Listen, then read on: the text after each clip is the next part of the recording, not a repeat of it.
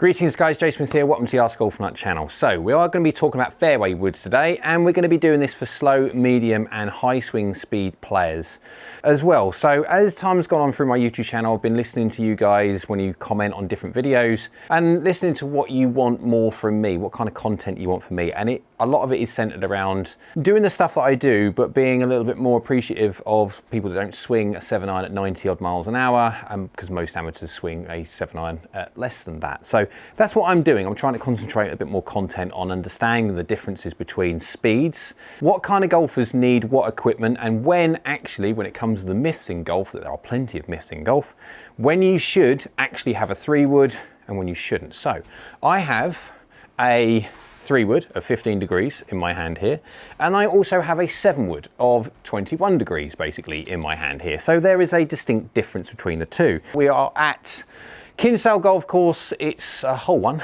and it just gives us a decent size fairway to actually aim at, because again, I normally swing a 7-iron around about 91, 92 miles an hour, so my 3-wood is around about 107.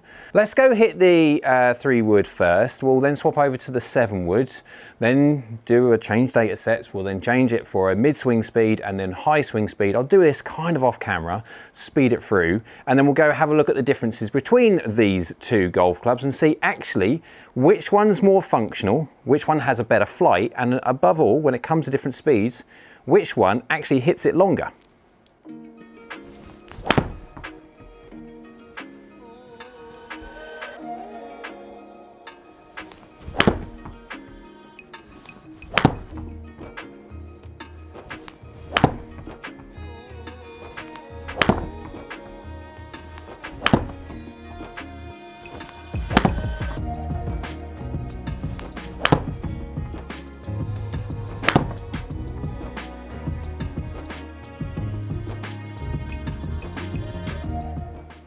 Right, that's enough for the slow swing speed 3-wood. Let's go pop over now to the 7-wood, do exactly the same thing. And then we'll go over to the mid speed and then the fast speed, and let's see what the difference in numbers really are.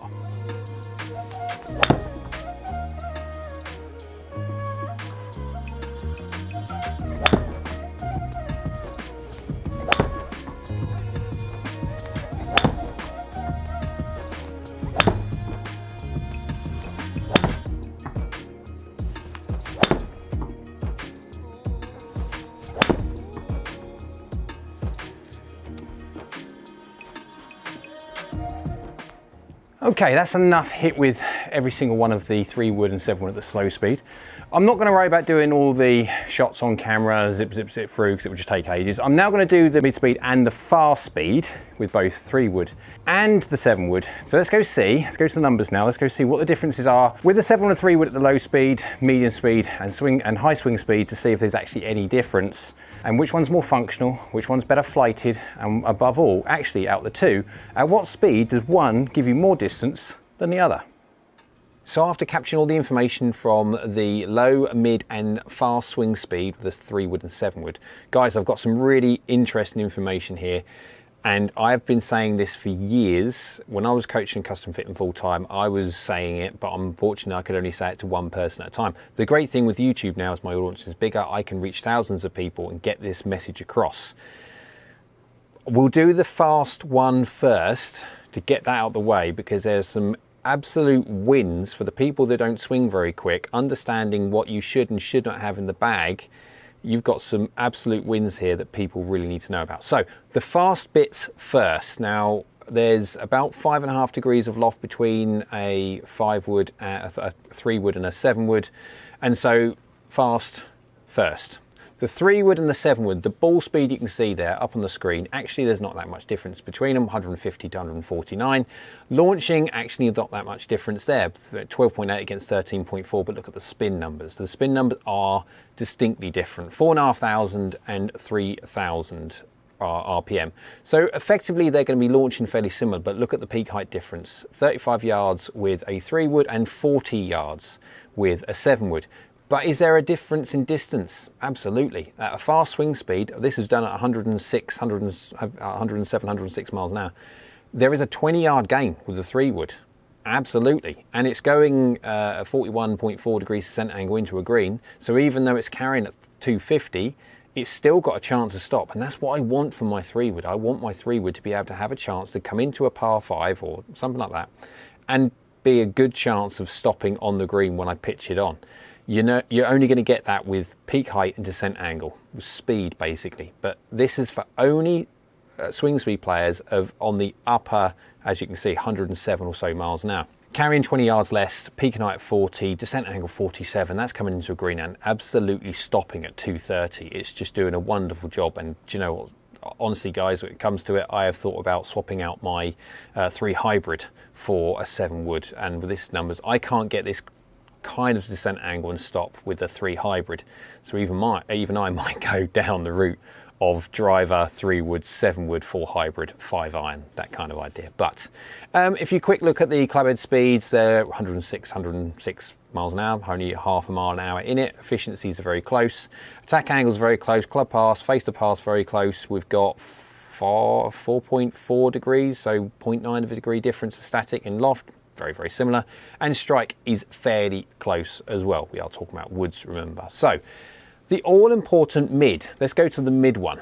Now, the difference between the 3-wood and 7-wood, the characteristics of how the golf ball is going to fly and spin, etc., will change with speed.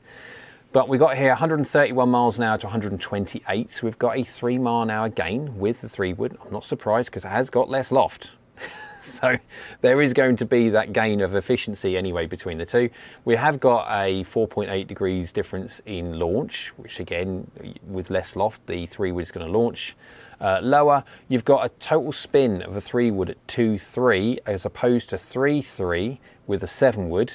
So the 7-wood is winning in launch, the 7-wood is winning in spin. When it comes to total distance, you would say the 3-wood's going further by 7 yards, but look at the carry.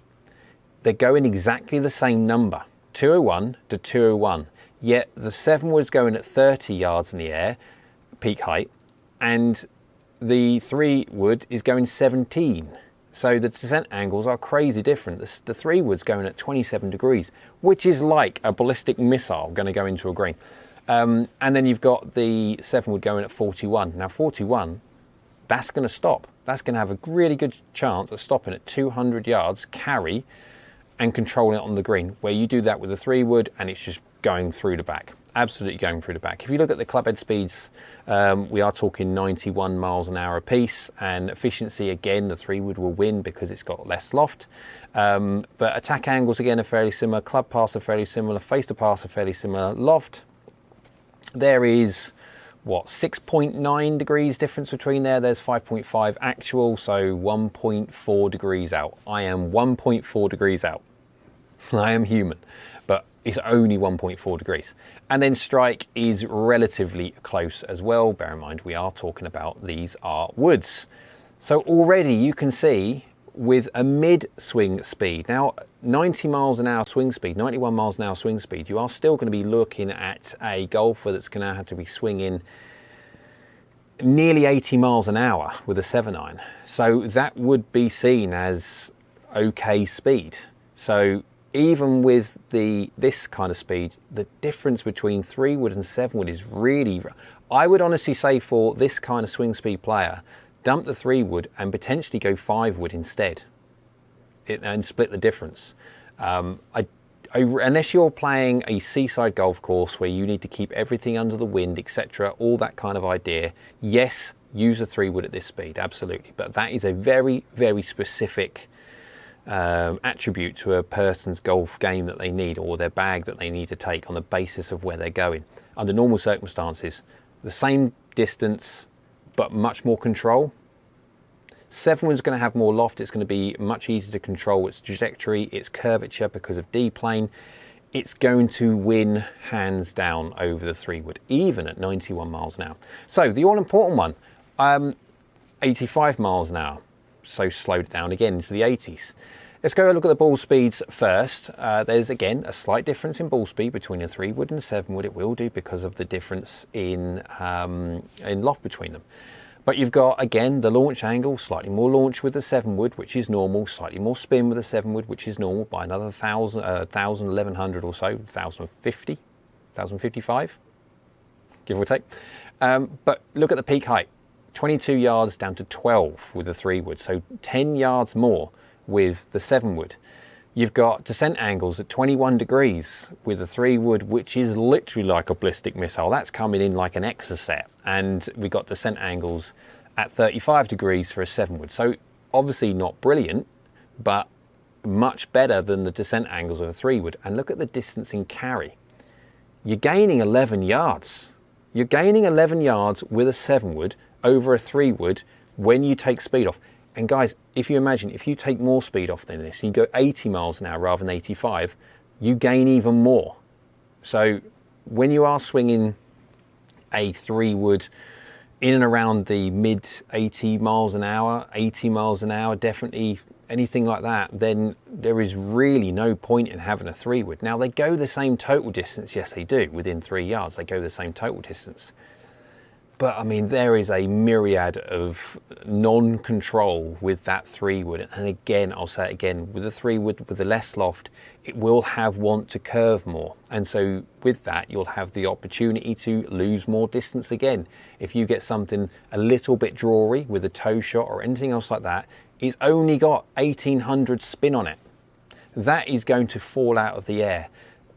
Any worse strike on these kind of averages and it's just going to drop off even more. So these are fairly optimum what you're going to get from low swing speeds. Talk about swing speeds, we've got 85 apiece, so no difference there. Efficiency is 1.44, 1.42. You're going to get a slight difference in efficiency. The 3 would always win because of less loft.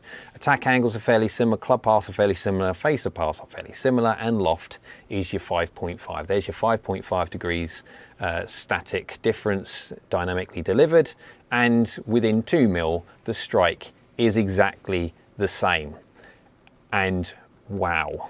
So the conclusion of this has to be, guys, if you are swinging fast, you're a fast swing speed player, a 3 wood over 100 miles an hour, absolutely play a 3 wood. There's going to be beneficial gappings, difference, no different to people. They carry a 6 iron over a 7 because the 6 iron goes further, or an 8 iron over a 9 because the 8 iron goes further. That's the whole idea of proper gapping. But only if you've got speed. If you haven't got speed, you can see, guys, it doesn't take much to start getting to a point of where a 7 wood and a 3 would become distance-wise parity, and then you take speed off into the 80s with a 3 wood, which is, you're going to be 85 miles an hour with a 3 wood. You're going to be looking at potentially low to mid 70s with in a 7 iron. It's going to be a big chunk of the population of golfers that only swing their 7 iron at sort of 70 to 75 miles an hour, and they've got 3 woods in their bag, and they're losing potentially distance definitely from it. And in wintertime, carry is king. And if you've got an 11-yard gain, best possible, I mean, if you start mishitting that 3 wood slightly and you drop the spin off it, that's going to be much more than an 11-yard gain. That's going to be a 20 or 30-yard gain in the air, because of the lack of spin that a 3 wood's going to have of that speed. So I cannot stress enough, guys, make sure you get properly custom fit, get gap tested, understand what speeds you have, what your delivery is, etc., because you can be leaving a large amount of distance, large amount of performance out on the table without even knowing it, struggling away with your 3 woods and 5 woods and stuff like that, where that 7 wood, that wonderful little 7 wood, at certain speeds can actually gain you far more than you think. So I hope you liked the video. If you did, thumbs up. YouTube's like it, so do I. Down there is a subscribe button. It's great for the channel. It's free. If you could subscribe, so thank you. And next to that is a bell icon. That's a notification bell. If you click that one, that will notify you next time I upload another video. So I hope you're well, and we'll see you again soon.